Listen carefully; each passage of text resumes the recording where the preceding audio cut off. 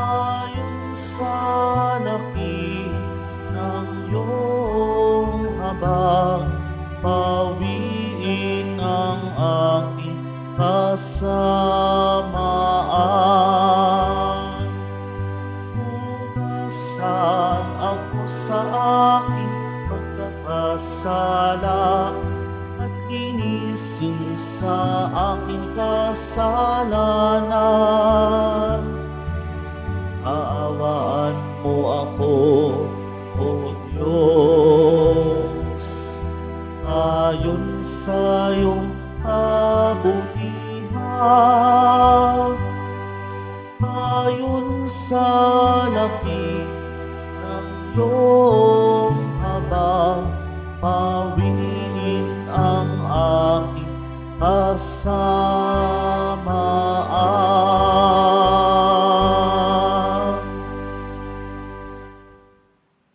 Sa ngalan ng Ama at ng Anak at ng Espiritu Santo, Amen. ang pagpapala ng ating Panginoong Hesukristo, ang pag-ibig ng Diyos Ama, at ang pakikipagkaisa ng Espiritu Santo naway sumain lahat. At sumaiyo rin. Mga kapatid, aminin po muna natin ang ating mga kasalanan upang tayo po'y maging marapat gumanap sa banal na pagdiriwang. Inaamin ko Sa makapangyarihang Diyos at sa inyo mga kapatid, na na lubha akong nagkasala sa isip, sa salita at sa gawa, at sa aking pagkukulang. Kaya isinasamo ko sa mahal na Birheng Maria, sa lahat ng mga anghel at mga banal, at sa inyong mga kapatid, na ako'y panalangin sa Panginoong ating Diyos. Kaawaan tayo ng makapangyarihang Diyos, patawaring lahat ng pinagsisisihan nating kasalanan, at patnubayan tayo sa buhay na walang hanggan. Amen. Panginoon, kaawaan mo kami. Panginoon, kaawaan mo kami. Kristo, kaawaan mo kami. Kristo, kaawaan mo kami. Panginoon, kaawaan mo kami. Panginoon, kaawaan mo kami. Manalangin tayo. Ama naming makapangyarihan, lingapin mo't kupkupin ang iyong sambayanan sapagkat kami mahihinang tao lamang. Napawang babagsak kapag di mo inalalayan. Tulungan mo kaming laging lumayo sa kasamaan at mamalaging tumatahak sa landas ng kaligtasan. Sa pamamagitan ni Hesukristo, kasama ng Espiritu Santo, magpasawalang hanggan. Amen. Magsiupo muna po ang lahat.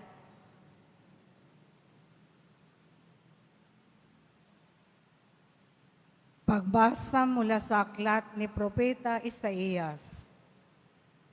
Mga pinuno ng Sodoma, pakinggan ninyo ang sinasabi ng Panginoon. Mga namamayan sa Gomora, pakinggan ninyo ang aral ng ating Diyos. Magpakabuti na kayo, magbalik loob sa akin, talikdan na ninyo ang masasamang gawain. Tumigil na kayo ng paggawa ng masama. Pag-aralan ninyong gumawa ng mabuti.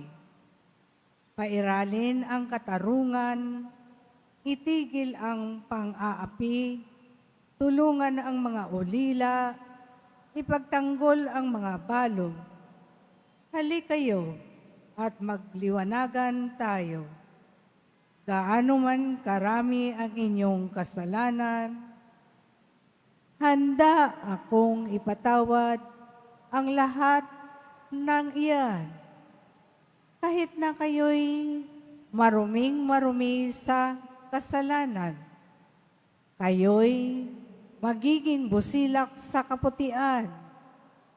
Kung kayo'y susunod at tatalima, pasasaganain ko ang ani ng inyong lupain. Ngunit kung magpapatuloy kayo sa inyong pagsuway, ay tiyak na kayo'y mamamatay. Ito ang sabi ng Panginoon. Ang salita ng Diyos. Salamat sa Diyos. Ang masunurin sa Diyos ay sasagipin niyang lubos. Ang masunurin sa Diyos ay sasagipin niyang lubos. Hindi ako nagagalit dahilan sa inyong handog, ni sa inyong mga haing sa dambanay sinusunog. Bagaman ang mga turoy, hindi ko na kailangan, maging iyang mga kambing at ang inyong mga kawan. Ang masunurin sa Diyos ay sasagipin niyang lubos. Bakit ninyo inuusal yaong aking mga utos? At bakit ang paksa ninyo ay sa tipan na tutungod? Pag kayo ay tinutuwid, agad kayong napupuot. At ni ayaw na tanggapin yaong aking mga utos. Ang masunurin sa Diyos ay sasagipin niyang lubos. Kahit ito ay ginawa, hindi kayo alumana. Kaya naman ang akala, kayo't ako'y magkaisa. Ngunit ngayon, panahon nang kayo'y aking pagwikaan, upang inyong maunawa ang ginawang kamalian. Ang parangal na nais ko na sa aking ihahain ay handog ng pasalamat, pagpupuring walang maliw. Akin namang ililigtas ang lahat na masunuri. Ang masunurin sa Diyos ay sasagipin niyang lubos. Magsitayo po ang lahat.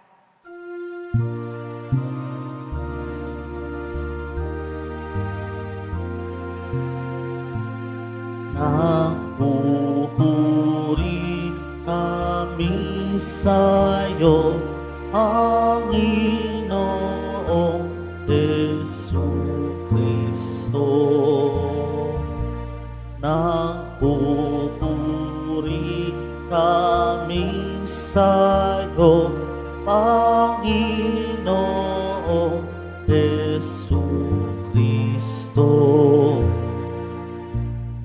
Sinabi na oong mahal, kasamaan ay layuan, kasalan ay pagsisihan. Kayo ay magbagong buhay, magbalik loob na tunay. Nagpupuri kami sa'yo, Panginoong Jesucristo.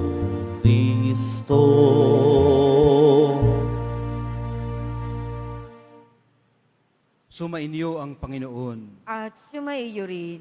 Ang mabuting balita ng Panginoon ayon kay San Mateo. Papuri sa iyo, Panginoon.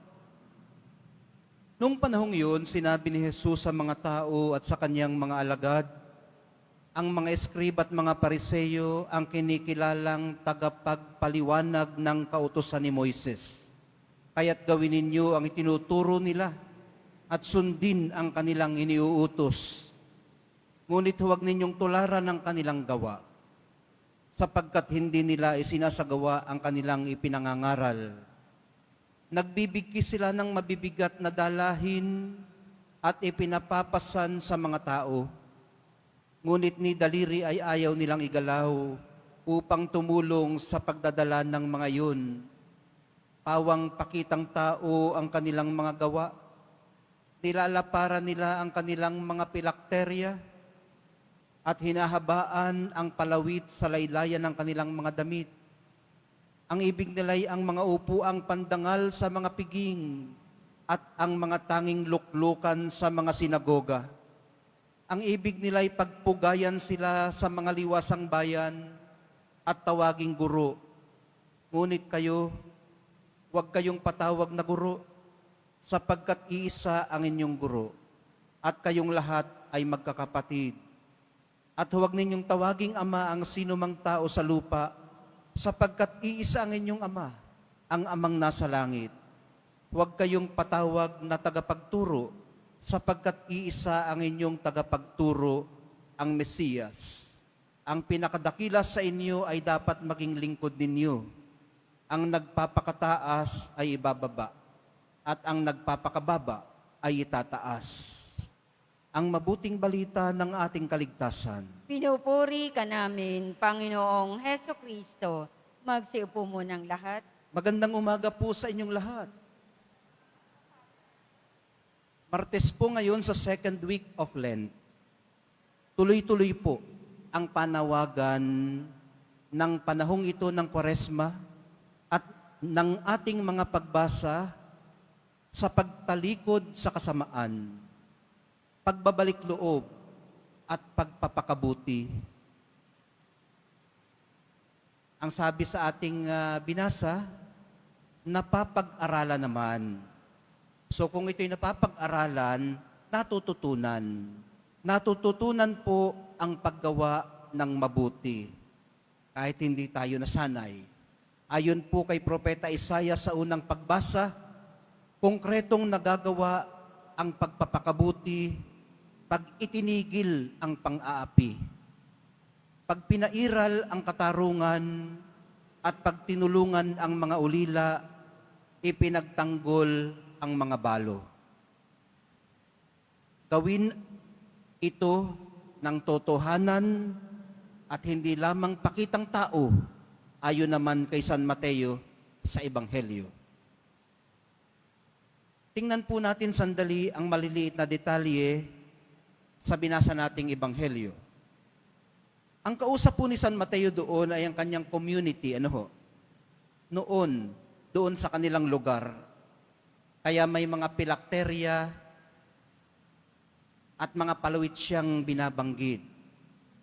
Ang pilakterya po ay maliit na leather box na isinusuot nila sa kanilang noo, nakalagay yan dyan.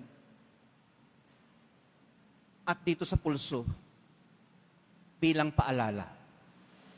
Nakapaloob doon ang mahahalagang sitas sa banal na kasulatan. Ang mga palawit naman o mga tassels ay paalala rin sa kanila ng mga kautusan ng Diyos. Yun nga lang, agaw atensyon kasi nilakihan pa at hinabaan. Agaw atensyon nga, kaya hindi ito nakaligtas sa matalas na mga mata ng Nazareno. Malakas siya sa halataan. Matiim ang atensyon sa mga detalye. Napapansin po niya ang mga ito sa mga kalagay at eksena kung saan siya naroroon. At ang mga ito rin ang kanyang ginagamit bilang metaphor sa kanyang mga talinghaga. Kasi mapanuri siya sa kanyang paligid.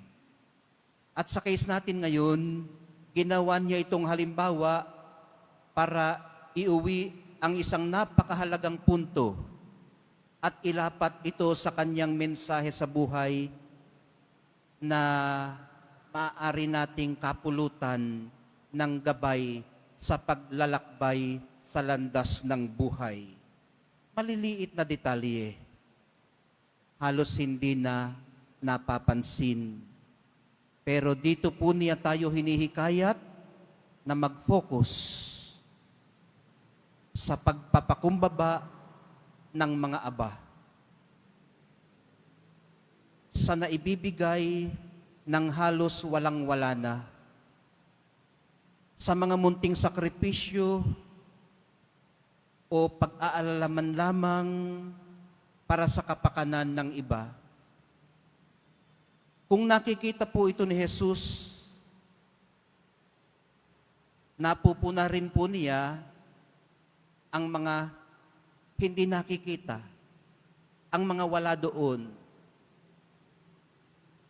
At ang mga wala roon ay ang kawalan ng mga ito sa mga eskriba at pariseyo.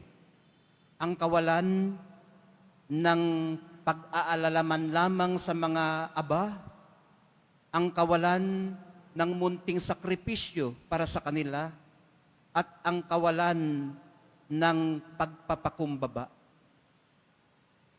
Ang sabi po niya, ni daliri ay ayaw nilang igalaw upang tumulong. Pero, siyempre, punong-puno sila ng salita. Napakaraming mga sinasabi at mga nalalaman. Sa ganang atin, mga kapatid, napakadali pong i-project kay Jesus ang galit natin sa ating mga boss at sa ating mga superiors. Lalo na kung meron tayong authority hang-ups o issue. Hindi tayo komportable pag meron tayong supervisor o merong boss. Isasangkalan natin siya, si Jesus. At ikakatwirang si Jesus nga nakipag-argue sa mga scribes and Pharisees. Ako pa kaya? Diba? Ako tao lamang. Si Jesus Diyos, nakipag-argue sa people of authorities. Ako pa kaya? Yun, napakadali yan sa atin. Isangkalan ang Nazareno sa ating kawalan ng pakundangan sa mga people of authority. So we miss his point. We miss his point. Sumasala tayo. Irreverence po kasi yan o kawalang pakundangan sa kanya mismo, kay Jesus mismo. Kasi iba ang kanyang itinuturo sa naintindihan natin. Siya na ibinigay din sa scribes and Pharisees ang nararapat para sa kanila. He gave them what is due to them. Ano pong ibig kong sabihin? Kung inyo pong napansin, bago po siya nagbiling huwag tularan ang kanilang ginagawa, sinabi po muna niyang gawin ang itinuturo nila at sundin ang kanilang iniuutos. Pagkilala po niya ito sa kanilang otoridad bilang mga kinikilalang tagapagpaliwanag ng kautusan, hindi po niya sila dinisrespect. Hindi rin po niya kinundena ang kanilang pagiging mapagpaimbabaw o superficiality.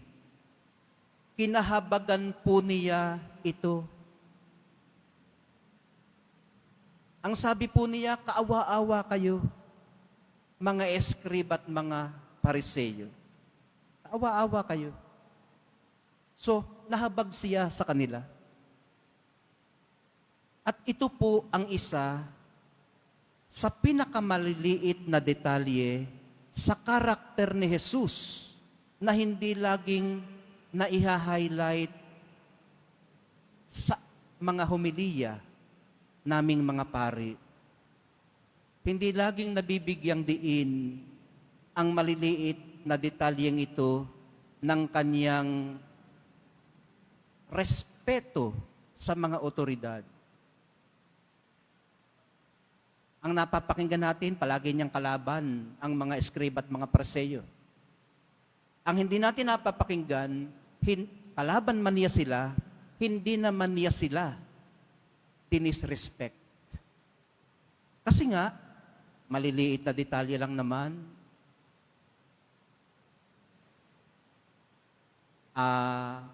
negligible. Yun ang aming term. Pag nagsusulat kami ng psychological assessment report, tapos may detalye na hindi kaugnay ng iba pang mga detalye, negligible. Ngayon, mga kapatid, dahil ito ay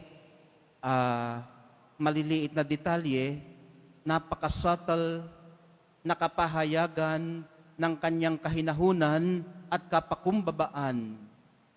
Mga katangi ang kaya niya na ituturo ay dahil isinasabuhay niya. Kaya niya na ituturo. Yun ang kaibahan nila ng mga eskrib at mga pariseyo. Na ituturo niya ito dahil ganun siya. Talaga. Hindi niya kailangang magpanggap o o umakto beyond his natural tendencies.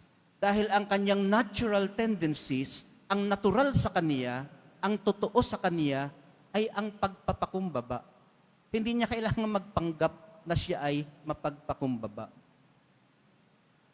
Bagamat siya man ay produkto din ng kanyang panahon, lipunan at kultura, hindi naman siya determined o itinakda ng kanyang panahon, lipunan at kultura. Siya na may balanseng pagkatao. Sa pagpapatuloy po ng ating pagdalangin, mga kapatid, madiscover naman natin sa ating sarili ang pinakamaliliit na detalye kung saan nagtatrabaho ang grasya ng Diyos para tulungan tayong magpakabanal. I-reconsider ko lang yun, ano? Kasi madali ang magpakabanal. Madali. Magdasal ka lang dyan, ignore mo lang yung kakalakalabit sa'yo maya-maya, paglabas mo, nang hihingi ng 20 o ng kung ano pa man kaya mong ibigay, banal ka pa rin kasi nakapagdasal ka. Pero ang mahirap ay ang magpakabuti. Ang i-translate sa action ang ating pagpapakabanal. So, babasahin ko ulit, ano? Ma-discover din naman natin habang tayo ay patuloy na nananalangin sa ating sarili ang pinakamaliliit na detalye kung saan nagtatrabaho ang grasya ng Diyos para tulungan tayong magpakabuti. Hindi lamang magpakabanal. The devil is in the detail. Kaya ito rin po ang ating bantayan, ang maliliit na detalye sa ating buhay. Hayaan nating okupahan ng Espiritu Santo ang maliliit na aspetong ito ng ating buhay para gaya ni Jesus, mabalanse rin natin ang ating pagkatao.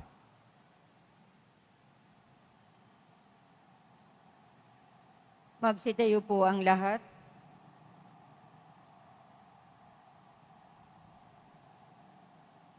Minamahal kong mga kapatid, sundin po natin ang mga pangaral ng ating Panginoon na siyang nagturo sa atin na tuparin ang kanyang gawain ng may kababaang loob at walang pagmamagaling. Dahil siya po ang nag-iisa nating guro, idalangin natin, Panginoon, akayin mo kami sa daan ng iyong Espiritu. Panginoon, akayin mo kami sa daan ng iyong Espiritu. Ang mga pinuno ng simbahan, naway maging lubos ang pag-aalay ng sarili sa kanilang dakilang bukasyon na ipangaral ang Ebanghelyo. Manalangin tayo. Panginoon, akayin mo kami sa daan ng iyong Espiritu. Ang mga magulang at guro, naway makita ang kanilang mga itinuturo sa pamamagitan ng pagpapatotoo at mabubuting halimbawa. Manalangin tayo. Panginoon, akayin mo kami sa daan ng iyong Espiritu. Atin nawang laging sikaping gawin ang matuwid upang maging isang buhay na kapangyarihang nagkakabisa sa ating mga pagkilos ang salita ng Diyos. Manalangin tayo. Panginoon, akayin mo kami sa daan ng iyong Espiritu. Atin nawang kalingain ng may pag-ibig at habag ang mga may sakit, mga matatanda at mga nangungulila. Manalangin tayo. Panginoon, akayin mo kami sa daan ng iyong Espiritu. Ang mga namayapa naway makatagpo ng kapanghingahan at bagong buhay sa kaharian ng Diyos. Manalangin tayo. Panginoon, akayin mo kami sa daan ng iyong Espiritu. Sa kaunting sandali ng katahimikan ng ating puso, magiliw po nating ilapag sa dambana ng Nazareno ang mga dalangin hindi pa nababanggit at hindi pa naisusulat, yung mga kinikimkim natin sa ating dibdib at mga ipinagbilin sa atin ng ating mga mahal sa buhay sa pagsisimba natin dito sa Quiapo.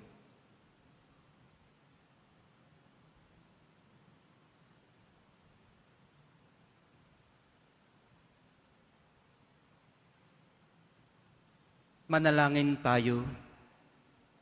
Panginoon, akayin mo kami sa daan ng iyong Espiritu.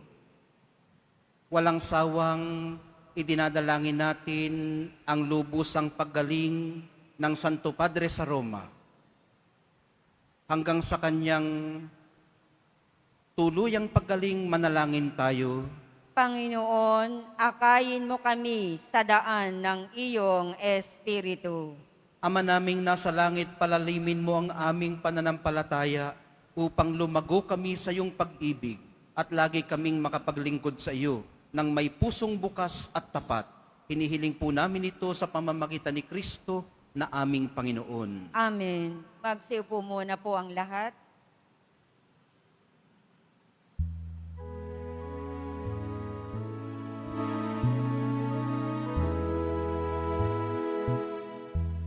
Sumasamo kami sa'yo,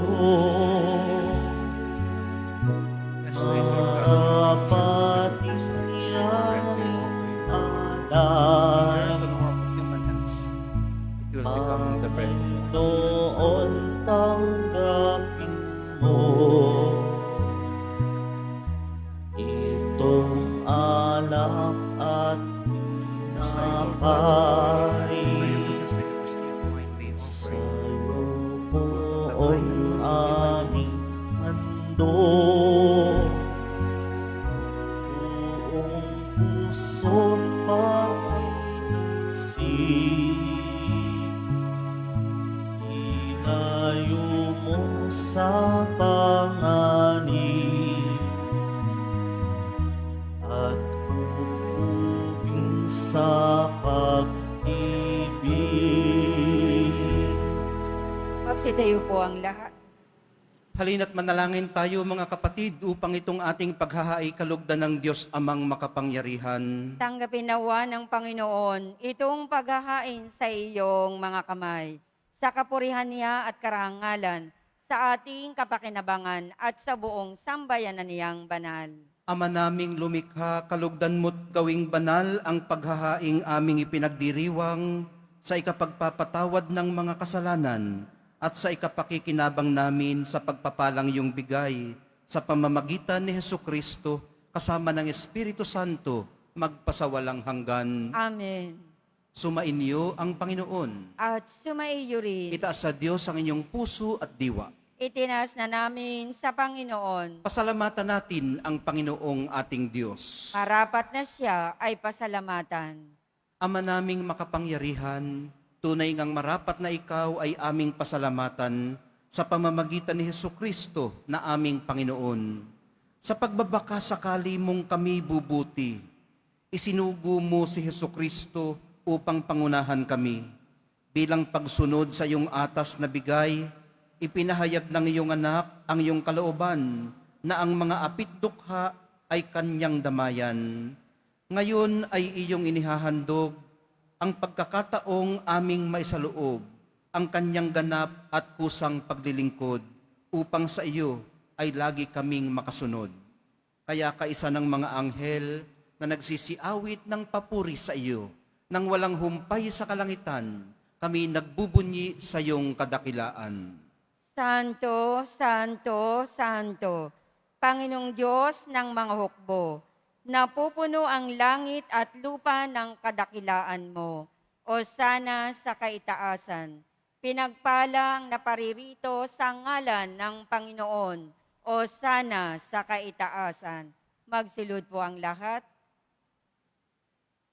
Ama naming banal, ikaw ang bukal ng lahat ng kabanalan, kaya't sa pamamagitan ng iyong Espiritu, Gawin mong banal ang mga kaloob na ito upang para sa amin maging katawan at dugo ng aming Panginoong Heso Kristo.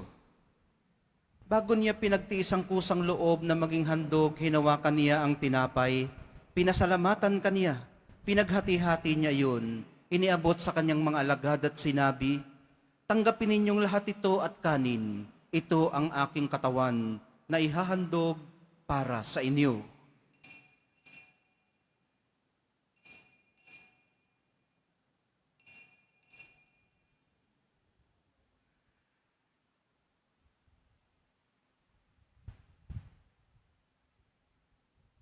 Gayon din naman, noong matapos ang hapunan, hinawakan niya ang kalis. Muli kanyang pinasalamatan. Iniabot niya ang kalis sa kanyang mga alagad at sinabi, "Tanggapin ninyong lahat ito at inumin. Ito ang kalis ng aking dugo, ng bago at walang hanggang tipan. Ang aking dugo na ibubuhos para sa inyo at para sa lahat, sa ikapagpapatawad ng mga kasalanan. Gawin ninyo ito sa pag-alaala sa akin."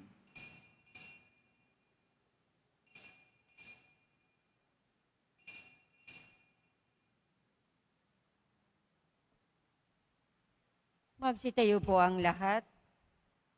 Ipagbunyi natin ang misteryo ng pananampalataya.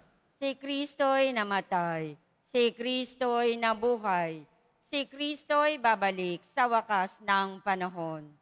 Ama, ginagawa namin ngayon ng pag-alala sa pagkamatay at muling pagkabuhay ng iyong anak. Kaya tiniaalay namin sa iyo ang tinapay na nagbibigay buhay at ang kalis na nagkakaloob ng kaligtasan. Kami nagpapasalamat dahil kami yung minarapat na tumayo sa harap mo para maglingkod sa iyo. Isinasamo namin kaming magsasalo-salo sa katawan at dugo ni Kristo ay mabuklod sa pagkakaisa sa pamamagitan ng Espiritu Santo. Amalingapin mong iyong simbahang laganap sa buong daigdig. Puspusin mo kami sa pag-ibig. Kaisa ni Francisco na aming Santo Papa at ni Jose na aming Arsobispo at ng Tanang Kaparian, alalahanin mo rin ang mga kapatid naming nahimlay nang may pag-asang sila'y muling mabubuhay, gayon din ang lahat ng mga pumanaw. Kaawaan mo sila at patuloyin sa iyong kaliwanagan. Kaawaan mo at pagindapatin kaming lahat na makasalo sa iyong buhay na walang wakas, kaisa ng mahal na Birheng Maria na ina ng Diyos, ng kabiyak ng puso niyang si San Jose, kaisa ng mga apostol ni San Juan Bautista at ng lahat ng mga banal na namuhay dito sa daigdig ng kalugod-lugod sa iyo, maipagdiwang nawa namin ang pagpupuri sa ikararangal mo sa pamamagitan ng iyong anak na aming Panginoong Heso Kristo. Sa pamamagitan ni Kristo, kasama niya at sa Kanya, ang lahat ng parangal at papuri ay sa iyo, Diyos Amang makapangyarihan, kasama ng Espiritu Santo, magpasawalang hanggan. Amen. Sa tagubili ng mga nakagagaling na utos at sa turo ni Jesus, na Panginoon natin at Diyos, ipahayag po natin ang lakas loob. Ama namin, Sumasalangit ka, sambahin ang ngalan mo, mapasa amin ang kaharian mo, sundin ang loob mo dito sa lupa para nang sa langit. Bigyan mo kami ngayon ng aming kakanin sa araw-araw at patawarin mo kami sa aming mga sala para nang pagpapatawad namin sa nagkakasala sa amin. At huwag mo kaming ipaintulot sa tukso at iadya mo kami sa lahat ng masama. hinihiling po namin kami iadya sa lahat ng masama, pagkalooban ng kapayapaan araw-araw, iligtas sa kasalanan at ilayo sa lahat ng kapahamakan, samantalang aming pinananabikan ang dakilang araw ng pagpapahayag ng tagapagligtas naming si Heso Kristo. Sapagkat iyo ang kaharian at ang kapangyarihan at ang kapurihan magpakailanman. Amen. Panginoong Heso Kristo, sinabi mo sa iyong mga apostol, kapayapaan ang iniiwan ko sa inyo, ang aking kapayapaan ang ibinibigay ko sa inyo. Tunghayan mong aming pananampalataya at huwag ang aming pagkakasala. Pagkalooban mo kami ng kapayapaan at pagkakaisa ayon sa iyong kalooban, kasama ng Espiritu Santo, magpasawalang hanggan. Amen. Ang kapayapaan ng Panginoon ay laging sumainyo. At sumaiyo rin. Magbigayan po kayo ng kapayapaan sa isa't isa.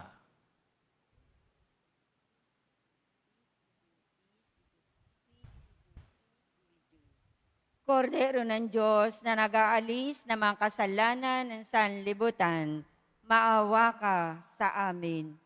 Kordero ng Diyos na nag-aalis ng mga kasalanan ng sanlibutan, maawa ka sa amin. Kordero ng Diyos na nag-aalis ng mga kasalanan ng sanlibutan, ipagkaloob mo sa amin ang kapayapaan. Magsilud po ang lahat. Ito ang kordero ng Diyos. Ito ang nag-aalis ng kasalanan ng sanlibutan.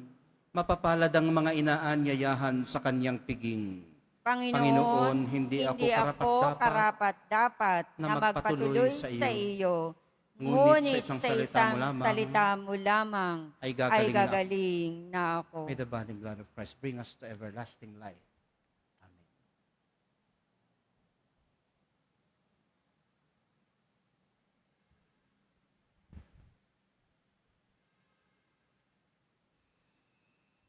Para sa lahat ng tatanggap ng banal na komunyon, sasagot po tayo ng amen.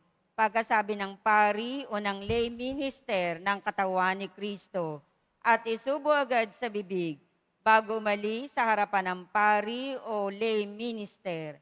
Sumunod po tayo.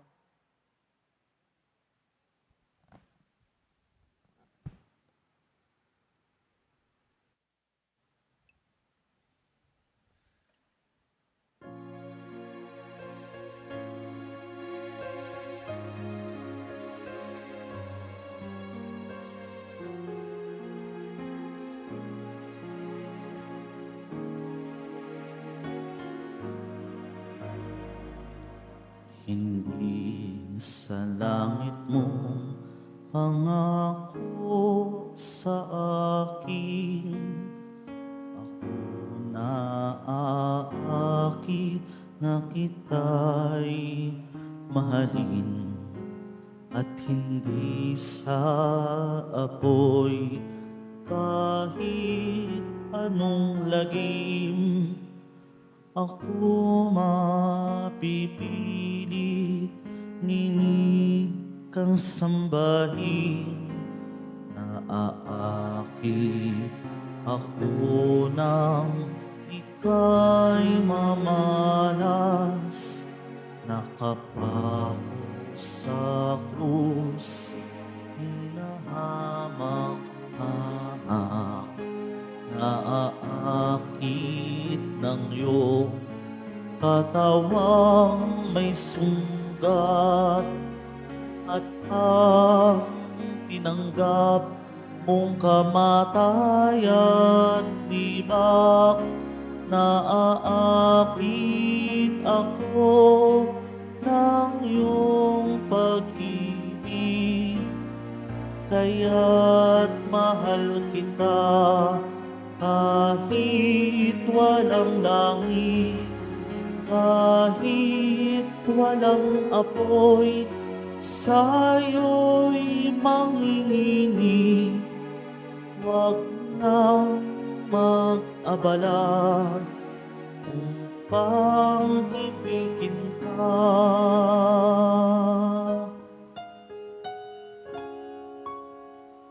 Pagkat kung pag-asa'y bula lamang pala, walang mababago, mahal pa rin kita.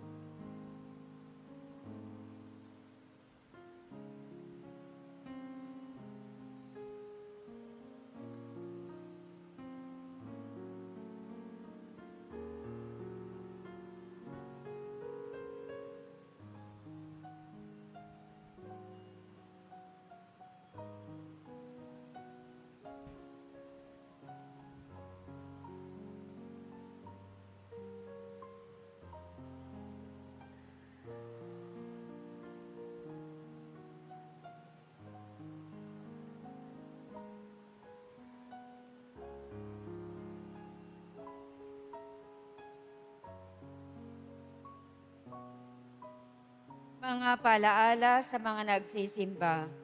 Pagkatapos ng misa, wiwisikan po ang lahat ng banal na tubig.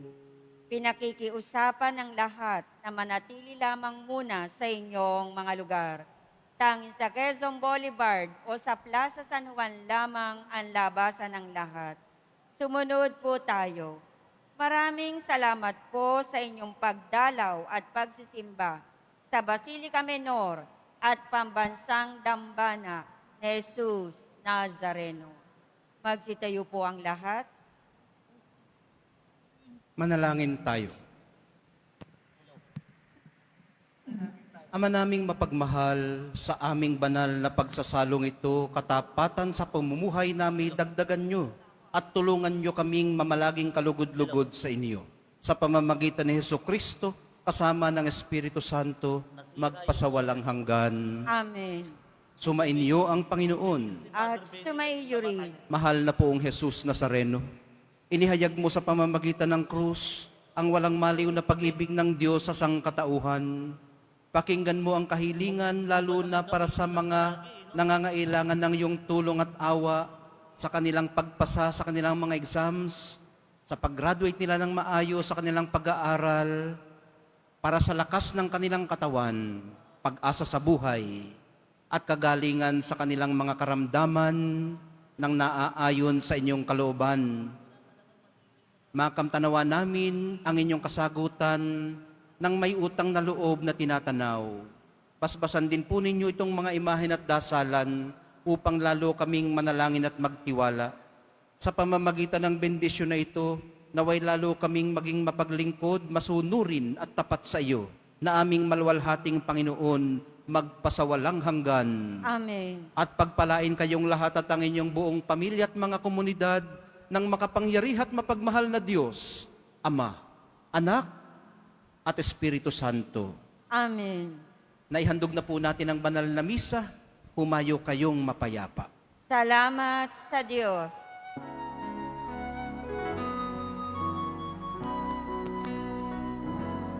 Nuestro Padre Jesus Nazareno, sinasamba ka namin, pinipintuho ka namin, aral mo ang aming buhay at kaligtasan. Nuestro Padre Jesus Nazareno, iligtas mo kami sa kasalanan. Ang krus mong kinamatayan ay sagisag ng aming kaligtasan. Nuestro Padre Jesus Nazareno, dinarangal ka namin. Nuestro Padre Jesus Nazareno, nilulwalhati ka namin. Nuestro Padre Jesus Nazareno, dinarangal ka namin. Nuestro Padre Jesus Nazareno, niluluwalhati ka namin.